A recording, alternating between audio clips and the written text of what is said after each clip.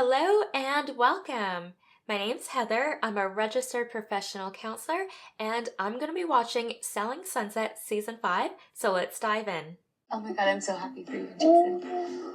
Because of the way it started, it was nothing romantic. We didn't see each other that way for a long time. So it seems that they've started dating and they seem really happy. It seems that their relationship is still quite new and that they just recently let people know or became public with their relationship. So there's a few different theories in psychology that I think is relevant in this situation.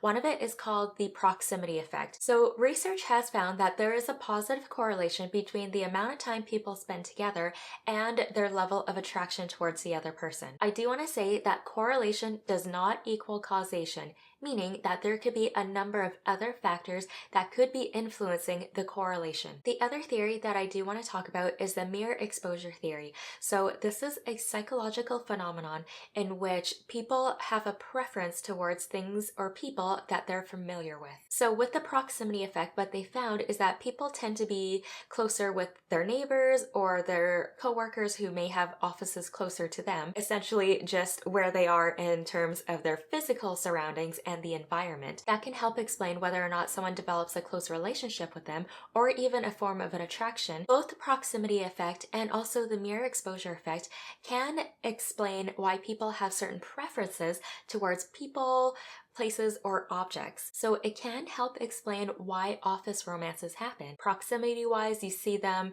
in close quarters when you're at your workplace. In terms of mere exposure effect, you see them every day, so there's more of an attraction towards something that you're familiar with or people that you're familiar with, and that could explain what happened here. Also, just a quick reminder that everything I'm saying in these videos are a complete speculation. I'm not here to diagnose any of the participants. That is unethical. I'm not in a counseling session with them. I don't know them. The purpose of these videos is to use the events from the show to talk about psychology theories in general, also relationship dynamics, and how we can improve our communication skills. I mean, I know Jason for 6 years now. I would never bet that he would ever get married and have a kid. Totally agree. Some women are just placeholders and some are the game changers. She's his game changer. That is an interesting concept. I haven't heard of that one particularly before. I've heard of, people being an exception to the rule, and so maybe that's also what they mean by that. It can help people understand more complex situations by just saying, Chrishell is the game changer for Jason. And usually it's not as simple as that. So it can be a lot more complex, especially when it comes to relationships. And yes, it might be largely due to finding the right person, finding someone who you're compatible with, someone who really cares about you, who has shared relationship goals or life goals as you. Having that foundation of friendship and trust, good communication, all of that good stuff is super important in a relationship. And it's also about the timing of things. So whether or not the person is in that right stage of their life where they are ready to commit. So maybe for Jason, he's thinking that this is a good time in his life right now. He's really happy with his career and he really wants to settle down. He wants to have kids. He wants marriage. And he realized that, Chrishell is the perfect partner for me and this is also the right time, like I'm gonna go for it. And I think it's important to acknowledge that it's important to find that right person, and also the timing is important as well in terms of other circumstances in your life that can allow you to prioritize that relationship. Is Christine back after the vacation?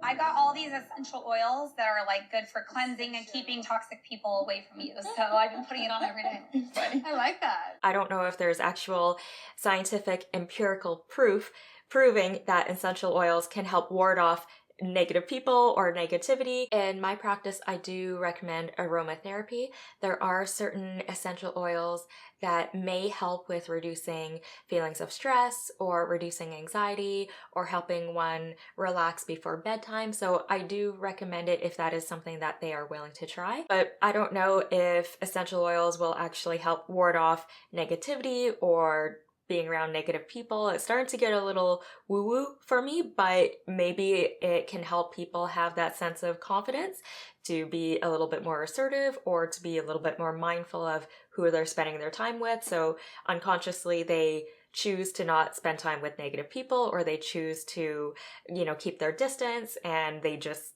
give the credit to the essential oils when really it's them making that conscious choice. I wouldn't necessarily recommend that in my practice. Rather, I'd teach people how to be assertive or how to communicate or other different types of coping skills that they have control over instead of dousing themselves in these essential oils. Before I forget, make sure to give this video a thumbs up and don't forget to subscribe for more analysis videos like this.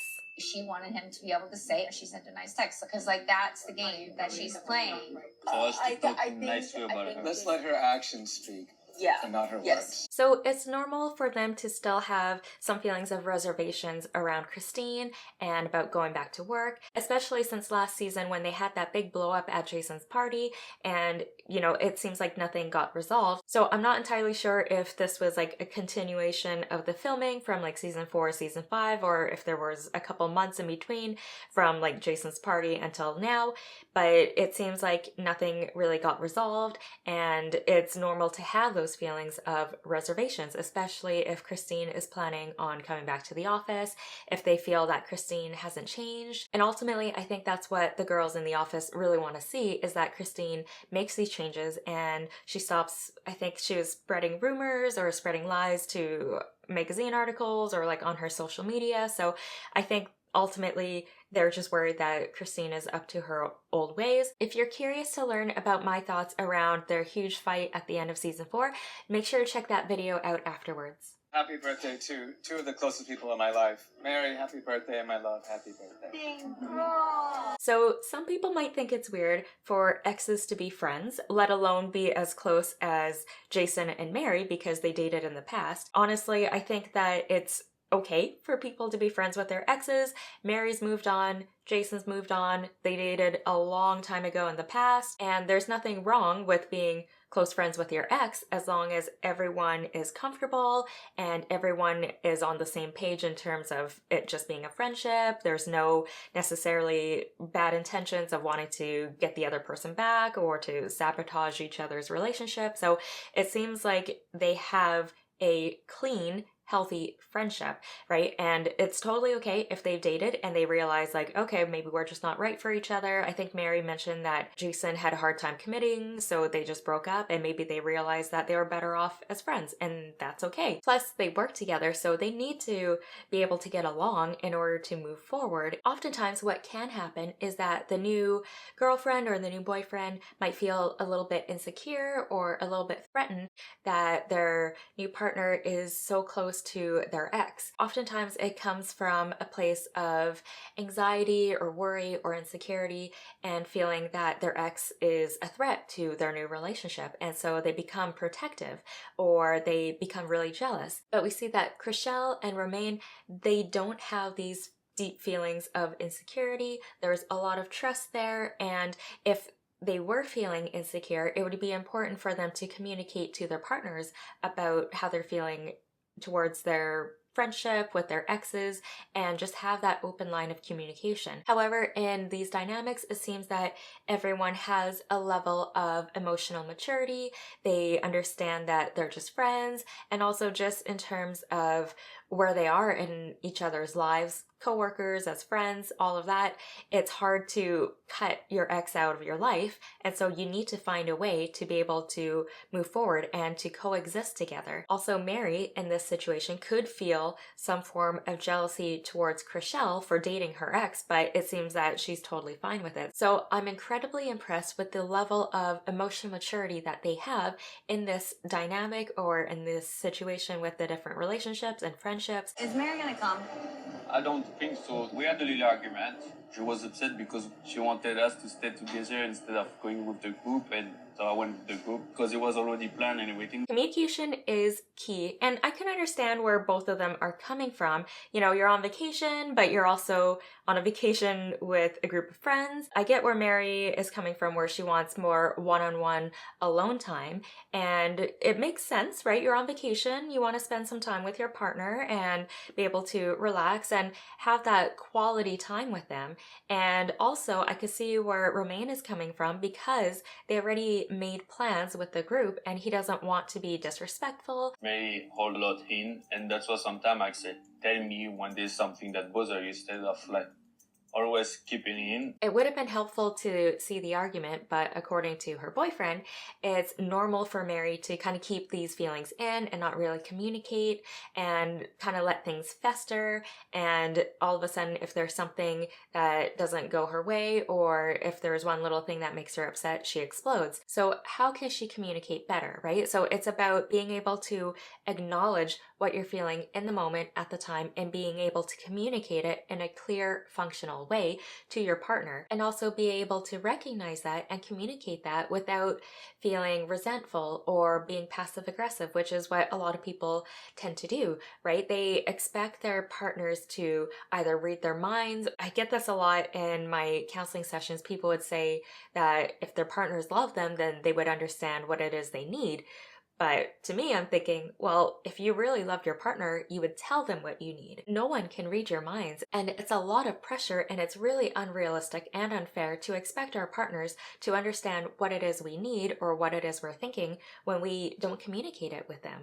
We just kind of sit there, we might get, pouty, or we might start sulking, and our partners know something's wrong, but they don't know exactly what it is. And it's our responsibility to let our partners know what's going on, how we're feeling, and what it is we need. And that way our partners are set up for success in order to meet those needs and to take care of us. It's okay to let your partner know that you're feeling a little bit disconnected from them and that you want to spend just one-on-one time with them, or be able to open up the conversation for a compromise. So maybe they can go hang out with the group for a little bit and they could cut it short and they could go spend some one-on-one time together. So it takes open communication and being able to be flexible to compromise so we can avoid different types of conflict or be able to learn how to deal with different types of disagreements. No relationship is perfect except Jason and Chrishell. So. Guys, it's been 45 minutes of us just sitting by ourselves. Let's try to be respectful a little bit. How about this? It's disrespectful. Oh. We'll stay at the house. Have a seat and chime in. Nobody's being disrespectful. Yes, you are, Jesse. Drop. You literally said Oh my gosh, oh my gosh, oh my gosh. Drop it. What's going on? No, I don't want to do anything. Nobody said you can't Drop it. So Brett is clearly triggered and upset, and there could be a number of reasons why this may be.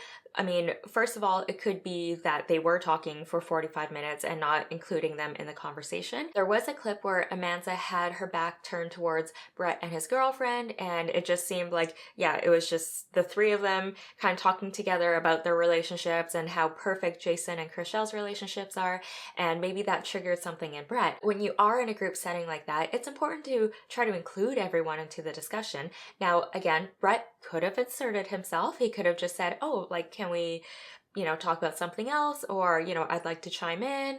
Like, there could have been a lot of different ways of handling that, but he sat there, he was listening to the conversation. I think that they were waiting for them to either change the topic or to try to include him in, and maybe that triggered something in him where he felt excluded. The other possibility is that feeling of competition. So this happens quite often when it comes to twin siblings. There's a level of competition which is a little bit different from just any other types of siblings, because you're being constantly compared to your identical twin. So maybe for Brett, he's always felt a little less than compared to Jason, or he always feels that Jason is, always favored compared to him. And maybe that brought up those feelings of insecurity and feelings of competition as well, because he said that he felt disrespected, and he said that multiple times. Knowing how much time we spend apart from each other, I'm just super scared that even on a vacation, on a group trip, where we're there to spend time with each other, if we still aren't doing it, I guess I'm just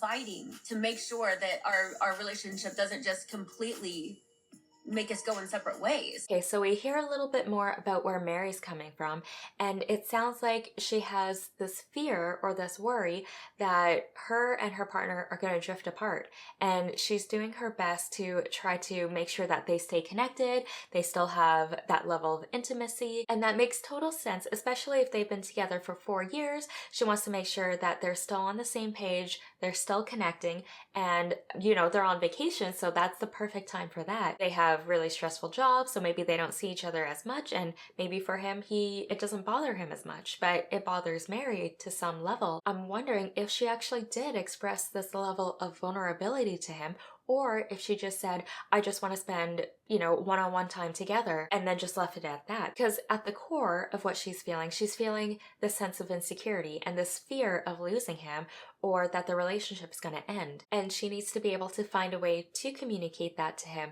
and be vulnerable and owns up to her feelings, and for him to be able to rise to the occasion, to make sure that they spend some alone time together when they go back to their busy everyday lives, and so they don't lose that connection. We'll face it when we get back, I feel like. Yeah.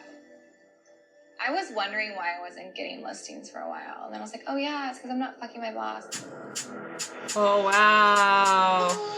So there's definitely some feelings of resentment or hostility towards Chrishell's relationship towards Jason, and it could impact the workplace morale. I mean, more so than how it is now, which is not great. And Christine is trying to figure out why she's not getting any listings, and she's going to use this as a very convenient explanation or excuse to say that Chrishell's getting all of it because she's sleeping with the boss or she's in a relationship with the boss. What are your thoughts around what Christine just said? Let me know in the comments below. And I think the girls have said things like this before about Mary, where they were saying that there's a lot of favoritism because Mary dated Jason before and she's getting a lot of these really important listings as well. Anytime there is favoritism or when people are being treated unfairly at their workplace, there's going to be an impact on the workplace morale, and a workplace that has favoritism can get toxic very, very quickly.